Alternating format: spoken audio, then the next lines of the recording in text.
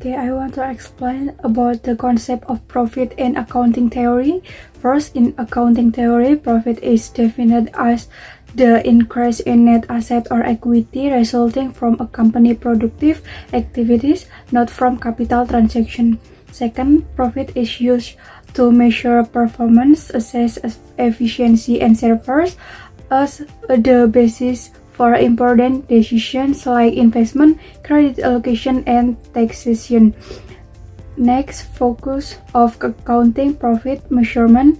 Third, in traditional accounting, profit is measured based on historical cost, which refers to the exchange price that has already assured and is recorded as it considered objective and verifiable. Next, the relevance of profit for economic decision. Profit as an economic predictor.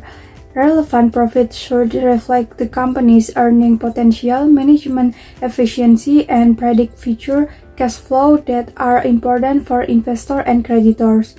Next, importance of accurate profit measurement. Accurate profit measurement is crucial so that investor, creditor, and management can make informed, responsible economic decisions. Next, challenge with historical profit relevance.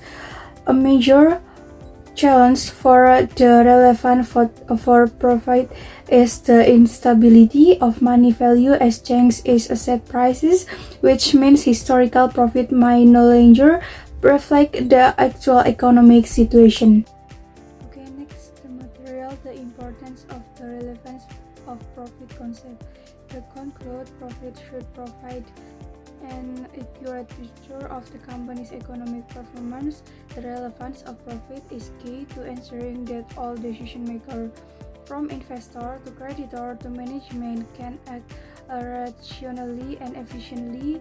Ongoing development in accounting theory and to strengthen the relevance of profit in financial reporting so that financial statements are truly useful. Traditional accounting concept of profit. The traditional accounting concept of profit focuses on calculating profit based on real and historical transaction. Profit is calculated as the difference between realized revenue and expense that have occurred in a period. Revenue is only recognized when it's certain to be received, while expenses are recorded when obligations are certain to exist. In accordance with the accrual and conservatism principles, this approach doesn't consider change in the value of assets or liabilities that have not been realized, so that the resulting financial statements are more reliable and trustworthy. This concept aims to present the company's financial performance carefully based on actual facts and provide safe information for decision making by investors, creditors, and other parties. The next material is about the concept of profit. Before that, profit is the difference between income and all costs. Bill Cowey said that profit is the basis for taxation, dividends, investment, and decision making. The Committee on Terminology defined profit as income minus cost of goods, costs, and losses. Institute of Indonesia Chartered Accountants sees profit as the remaining income after deducting all expenses, while according to Stiss and Skousen, profit is the result obtained by the owner from his investment. From the perspective of the recipient group, there are 5 concepts, namely value added, company net income to investor, net income to shareholders, and the last is net income to remaining shareholders. The concept of profit is also viewed from 3 levels. The first one is semantically. Profit function as a measure of performance. ROI and ROA confirm investor expectation and reflect future economic profit. The second is synthetically. Profit is measured by accounting standard based on transaction, activities, and capital protection. While at the pragmatic level, profit is viewed from how this information affect user behavior through deductive and inductive approach. Finally, according to capital maintenance, profit only exists if the initial capital is maintained, either based on the amount of money, purchasing power, production capacity, or the current value of assets and liabilities. Next is the presentation of material about the concept of capital maintenance. The concept of capital maintenance stems from the notion of capital itself. Capital is defined as economic resources made by humans outside of labors, which are used for production activity and general income. Based on this understanding, the concept of capital maintenance was born, with the principle used in the calculation of profit to ensure that the invested capital is maintained. In this concept, profit is not necessarily calculated from the difference between income and expense, but by considering whether in the initial capital invested has been maintained or even increased. In other words, profit is only recognized if the company's capital after a period, after the deducting contribution and distribution from owner, remain intact or increase. This concept is very important because it is the basis for distinguishing between profit or return on capital and simply return of capital. There are two main approaches to capital maintenance, namely financial capital maintenance and physical capital maintenance. The first, the maintenance of financial capital, implies that profit is only earned when the amount of net asset in a financial unit at the end of the period exceeds the amount of net asset at the beginning of the period. In this approach, measurements are made in monetary unit, either using nominal value or values in constant purchasing power units. If nominal value is used, change in the value of money due to inflation are not taken into account. Conversely, if constant purchasing power unit are used, change in the purchasing power of money due to inflation must be taken into account to keep the measurement results relevant. Thus, the increase in asset value that occurs due to change in market price, or what is commonly referred to as holding gains, can basically conventionally. Such gain will only be recognized when the asset is actually disposed of in a sale or exchange transaction. If this approach is measured based on constant purchasing power, profit is defined as the increase in the purchasing power of capital that has been invested over a certain period. Second, there is the concept of maintenance of physical capital.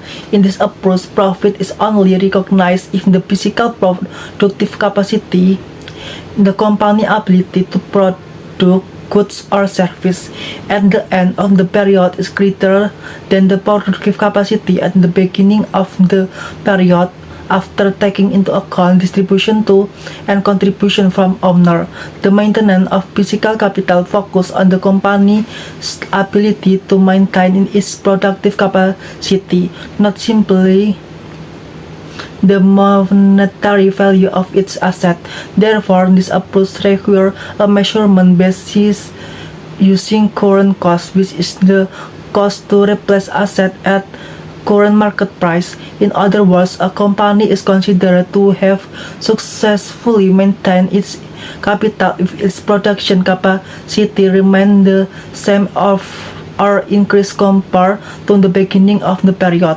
Regardless of change in price or monetary values, it is the excess over the net to maintain productive capacity that is then considered as profit. The choice between using financial or physical capital maintenance depends on the objective of the company and the type of capital it wishes to maintain. Next is relationship between capital maintenance concept and profit and loss calculation. This concept of capital maintenance is very important in relation of profit and loss calculation because it is determine the reference basis for identifying and measuring profit accurately.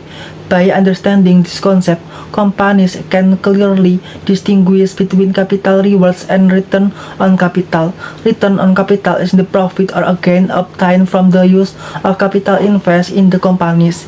Meanwhile, return of capital refers to the return of a portion of capital to the owner, which is not profit. Therefore, a legitimate profit is the excess return on the capital that has been retained, not simply the return of the capital investment itself. Alright, the next material is about General Price Level Accounting or GPLA. The definition: General Price Level Accounting (GPLA) is an accounting method that restates historical financial statements to reflect changes in the purchasing power of money due to inflation or deflation. The main objective is to keep financial statements relevant, comparable, and reflect real economic values in stable monetary units. The theoretical basis: traditional historical cost accounting ignores changes in the purchasing power of money. GPLA fixes this by correcting all figures in the financial statement using a price index. This approach assumes that monetary values changes due to inflation, so restating to stable monetary units is essential.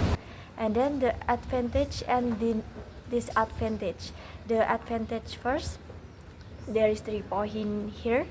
The first one is relevant in conditions of high inflation. The second one is maintains the reliability and comparability of financial statement between periods. And then the third is shows the impact of inflation transparently. And then disadvantage, the first one is complicated in implementation, especially if there is no appropriate price index. And then the second one is requires complete and accurate historical index data. And then the last one is not widely adopted due to its complexity. Maybe that's all material about us. If we are make a mistake, we are feel so sorry, and thank you. Wassalamualaikum warahmatullahi wabarakatuh.